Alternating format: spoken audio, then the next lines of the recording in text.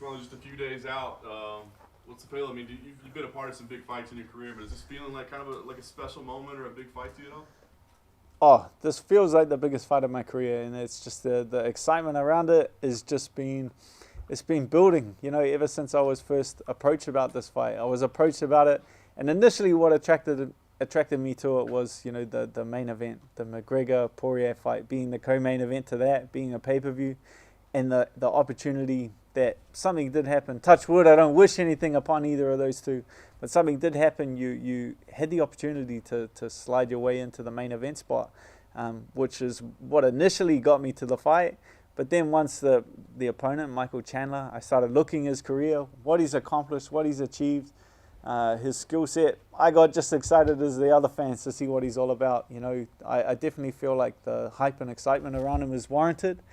So that, again, made it very easy to train for. It motivated me to get in there and train by the opponent. And then just this last week, Khabib saying, with an impressive performance, main event, co-main event, I could come out of retirement and potentially fight. So it's a kind of a last-minute injection of excitement. So it's just been continuing to build over the last 2 months. But it's just so much going on in the division, I think, is why I feel like this is the biggest fight of my career. Are you disappointed at all that Habib's not going to be there in person to, like, I don't know, be there from cage side and give you the thumbs up or the thumbs down like the Emperor or something? Yeah, oh man, that's cool. I can understand, he's got priorities to take care of and things to focus on, and they probably can't have him and Conor in the same room. That's probably the main reason they don't want anyone jumping in any cages.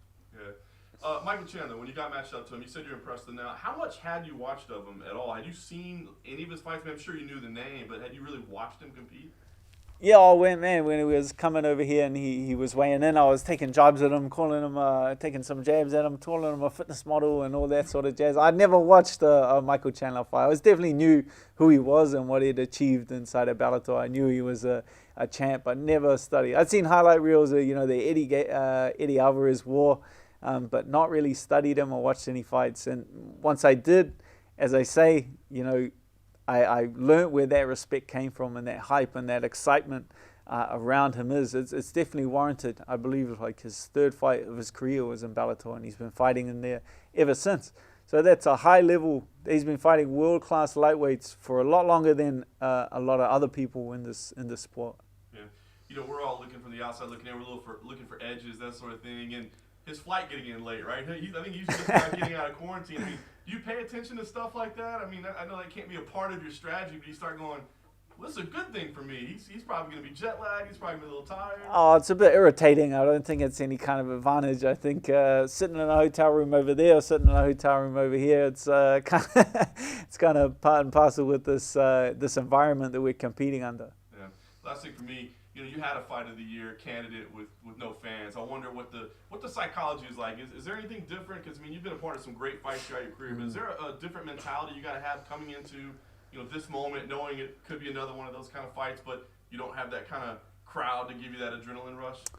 Yeah, I definitely feel that it's not going to be like a hometown sold-out arena that I have experienced in the past. There's nothing like that when you get down to Australia or New Zealand, have a hometown support that's got your back. You can feel the crowd. You know what I mean? They're screaming. You look up. It's in a enclosed basketball arena. There's people in the ceiling pretty much. When there's no feeling like that. I've seen a lot of fans saying, I kind of prefer it watching without the fans because you can hear it, or you can feel it. It's like, man, those people have never seen this live. Yeah. It's unreal live, the sport. A hometown fighter in there getting a win in their hometown, exciting finish. There's nothing like that in the sport. So it's not going to be the same with the 2,000 fans, but I'm grateful that it's those 2,000 over the last time where I had no fans. So I'm just happy we're going to have some fans back.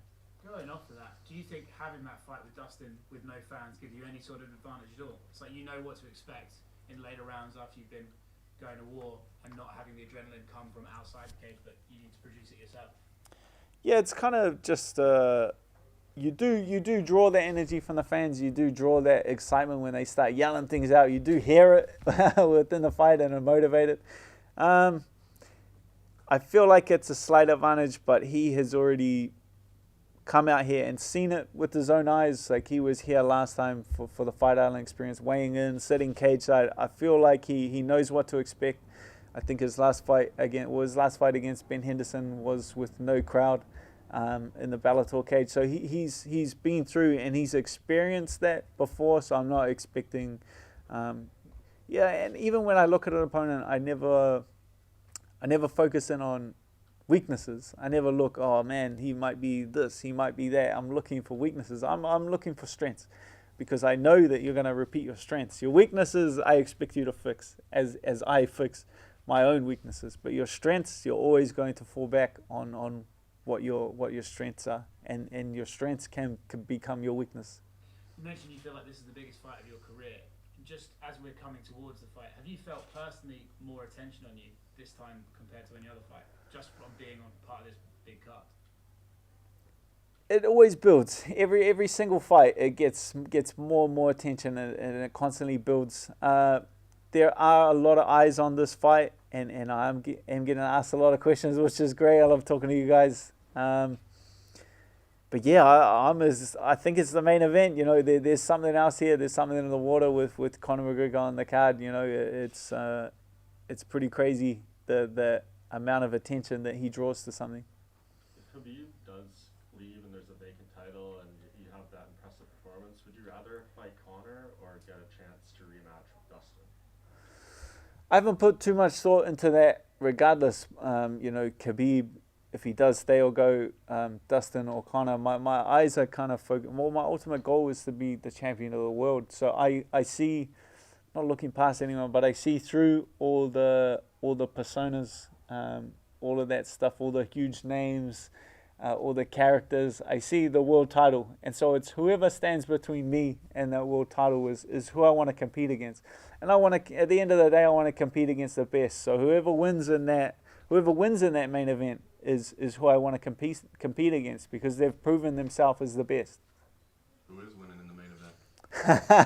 how's that one going? Yeah, I've got my answer on lock. I just press play and it comes out. You want to hear? All right, play. I might have saved it for you. I might have lied in those other 50 interviews, and now I'm gonna give it away for real. Now I feel like it's gonna be a close contest. I feel like it's gonna go the full 5. I feel like it's gonna be a close contest. It's honestly up in the air. I do not believe it's gonna go down like the first. I feel like at 55, Dustin is one of the bigger guys at 55. It's you know, he doesn't look the biggest or the most imposing, but he's a thick boy and he's heavy. You know, he's one of the most durable, one of the fittest guys in the division, and you know, so they match up well. You know, as we all know, Conor has the lulls in energy throughout. Dustin does not. Dustin just constantly builds throughout the fight, so it's going to be difficult. If he can't, I don't feel like he's going to get him out of there, but hurt him. If he doesn't hurt him badly early on and drain some of Dustin's gas tank away, I think it's going to be difficult for him in the later rounds. But I'm looking forward to it. That's going to be one heck of a fight. Michael Chandler said what got him excited to face you was you were one of the few fighters that actually called him out. You and Paul Felder was exact one. Why do you think so few fellow lightweights wanted to welcome him to the UFC? It's a big risk. It's a huge risk. You know, taking on a fighter that's not ranked in the UFC. That's why everyone ahead of me turned the fight down, because they didn't want to risk their spot in the lightweight division. I'm confident in myself. I back myself against Michael Chandler. I'm as excited as the fans. I want to see him fight a top tier lightweight. I want to compete against him myself, because I feel like he's earned the spot. I feel like what he's done in the Bellator cage has put him in the contention. I'm not salty at all that he got put in as the backup for the title, but that shows that the UFC know what he's capable of. So I'm just glad he's getting out there and the fans get to see him compete against one of the best lightweights. And after your back-to-back 5-round fights, you think this 3-round benefits you in a way? His last fight was pretty quick. You had a lot of cage time. That's a holiday. That's a holiday compared to those damn 5-5s. Nah, I'm excited. I know full well, you know, this with a full camp is going to be completely different. The preparation from this fight compared with the preparation for the last fight is pretty much it's apples and oranges. You can't really compare the two. I feel like I've had a very good camp, one of the best camps I've had, and as long as probably since the James Vick fight, this is the best camp that I've had. Just everything's come together, pushed hard, sharp, fit, touch wood. I took no injuries even though I was training very hard, so I'm confident that I can match his pace or outpace him over a 3-round fight. And then, not related to the fight, but Auckland City FC pulled out of the FIBA World Cup club tournament because of the quarantine measures they have to go through getting back into New Zealand. So, hey, what are your thoughts on that, and what are the quarantine measures that are causing a whole team to pull out of a tournament because of it? Yeah, they're pretty crazy. So we have to book in for our isolation now. So I didn't have to do it last time I competed in Vegas. They were just, if you were a New Zealand resident or citizen, you could just fly back into New Zealand and they would put you in an isolation facility.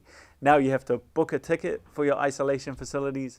So they get, I did book 2 months ago. I did book with a little bit of advance, but I still have to wait 4 weeks before I can get a spot in isolation. So When are you gonna get back? well, my spot in isolation is booked the 21st of February. So that's when I can get back into New Zealand. And then it's 2 weeks after? And then 2 weeks after.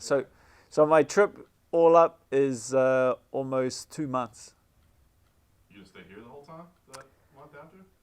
Yeah, I have, purely because I haven't spent, the COVID situation is pretty under control in the UAE from what I'm looking at. And I've never spent that much time. I've passed through Abu Dhabi, but I've never spent a good amount of time. So it's a bit of a throwback. I get to explore a new place, see a new culture that I've never experienced. So I'm looking forward to that 4 weeks after the fight. I get around. I have a few friends in Dubai that are training at the moment. So there's some good training partners that I can mix it up with. So I'll travel, train. I've got a bit more money than when I used to do it. I used to do a broke with a backpack on my back. So it's going to be a bit more fun with some money, some cash in my pocket. Dan, can I just ask you, what does your path to that lightweight title look like after Saturday, do you think? Man, it depends. The call out or who I ask to fight next will completely depend on the result or the performance. The champion himself said that he would come out of retirement if there's an impressive enough performance in the main event, co-main event. I feel like with a strong performance, you're looking at fighting someone in the main event. You know what I mean? Even with a win, you're fighting someone that's ranked ahead of you. So I feel like with a win, I'm one fight away from the title. If not, in with a shot. I definitely feel like my game is built around finishes. I'm capable of a finish, especially a fast finish, and an impressive performance is something that I've done many times in my career. So I definitely feel like it's a possibility. What do you have to do to make Khabib come back and give you that title shot? I think it's shut down the wrestler. He's the wrestler, right? Khabib's the wrestler as well. So if we're looking at who's in the title picture, that's another strong wrestler, strong offensive wrestler, not a defensive wrestler. The only two would be Chandler and Khabib. So I'm fighting the only other wrestler, strong offensive wrestler in the division. So if I can completely shut that down, defend the takedowns, and prove that I have the style to beat a wrestler, then I feel like the opportunity's there. Dan, do you think that's a part of your game that's underestimated? You do have the second highest rated takedown defense in the lightweight division of anyone on the roster right now. Do you think people kind of overlook your ability to stop takedowns in the defense wrestling? I didn't know that, but that's a good stat to know. That's a good stat to know. Yeah, well, just thinking from memory, it's been a long time since I've been taken down. I've clean takedown. I remember Dustin reversed me once we were on the ground and got on top, but I don't think that was necessarily a takedown out in the open. I had started that wrestling exchange myself. I think the last time was Jamila got a takedown on me and I popped back up and managed to get the finish. So I think even though I do hit the deck, it's very difficult person to hold down. I feel like my style was built around that because that's who I fought early on, was shorter guys that wanted to put me on my back. I'm a long, tall fighter. This is something I've been dealing with for 11 years. 12 years I've been dealing with this exact style, so I'm pretty confident that my game is built to, it's the kryptonite for the style. You mentioned earlier, you mentioned earlier that you'd agreed to be on this card even before Chandler was your opponent, right? Like, so what was the discussions like with you? So what attracted, was it McGregor that attracted you to the card? So they approached me with Michael Chandler on this card, but it was like the opportunity to slip into the main event is definitely what initially attracted me before I researched Michael Chandler. But yeah, being part of a huge McGregor card, being you know, it's pretty crazy times with the COVID situation. You know, someone could fall out, and whether that's a bit of redemption against Dustin Poirier, or whether that's fighting the most well-known fighter in the world, that's who I want to test myself against. So that's initially what drew me to it, was fighting either one of them. I mean, you call him the most well-known fighter in the world. I saw DC and Ariel talking about maybe his skills are actually underestimated because of the fame that comes with him. How do you look at Conor McGregor? I definitely don't underestimate his skills. Like, strip that away. I see past all of that. You know, I see him as a competitor. But strip all of it away. Strip the persona away of Conor McGregor. Skill for skill, you know, with Khabib retired, I think he's the most technically sound fighter out there. I think incredible striker, and I feel like he's the best lightweight with the champion retired. Skill for skill. And finally, I know you've mentioned it a little bit, but the extra incentive, because of course that's something that you probably wouldn't have known until Dana said about it on Saturday after the meeting with Khabib. What did that, you know, how excited did that get you, or does it really change because you're still kind of on task to get the W, right? Yeah, I am on task. Like, all of that, I see it, you know, I just use it as motivation for the task at hand. So I can use, you know, what's going to happen next as motivation for beating Michael Chandler, or focusing on Michael Chandler. But that's something that I'm not doing is looking past Michael Chandler. He's one of the best lightweights in the world, so I'm excited to get out there and compete against him. You could spoil Khabib and Conor too. I don't want to spoil anything. How did you get the nickname the Hangman? I'm assuming you didn't hang someone. Actually, I'm facing a murder charge when I get back in. No, like, I used to catch a lot of submissions early on, but it used to be, you know, it's part of that, it's partly that, and it's part, you know, I take this like real professionally. This is something I do, you know, I go out there and fight cold like a professional executioner. That's so it's a mixture of the two. It's the submissions, but it's how I approach the sport. You know, you get that name, you sign to fight me, I'm gonna approach it like a execution. I'm gonna go out there regardless of who you are, regardless of whether I hate you, whether I like you, whether I think you're a great guy, whether I think you're terrible. I'm gonna go out there and I'm gonna try and get you out of there, and I'm gonna try and finish you. And you said that you don't focus on Michael Chandler's weaknesses, just his strengths. What do you think are his strengths other than the offensive wrestling that you mentioned before? The pace that he starts at is, guys tend to lose that when they get as experienced as he is. You know, he's had, you know, 30 professional MMA fights. Guys tend to be like, all right, I've been knocked out a few times. I might I might settle down and mature and take a backward step and try to pick someone apart. But he's still just as fearless as a 5-0 fighter, you know, that's on the come up. So I feel like it's that fast start he has, it's that fearlessness to come out there and exchange and try and hit you that makes him very dangerous. And you said that you hadn't watched much of his career until you signed on the dotted line to fight him. Is there a standout performance of his that stands out, obviously? But I feel like he's got a lot of knockouts. Like he's developed, you know, early on in his career, it was a lot of takedowns, and it was a lot of submissions, and it was a lot of grinding guys out and beating them up, throwing them around and slamming them. Then it developed into a lot of knockouts on the feet. So he's definitely grown in the Bellator cage. But I would say his last performance, Ben Henderson, it was an incredible fight. The first one, I think, you know, he dominated it early on. Benson managed to kind of come back and edge his way back into the fight as the rounds progressed. But his last fight against him, he looked like the best he's ever looked in that fight and the most well developed he's ever looked. So I'm excited to go out there and not, compete against a waning Michael Chandler. I feel like he's the best he's ever been right now. So it's the perfect time for him to come over to the UFC and test his skills. Cool, perfect. Beautiful. Thanks, guys. Thank you.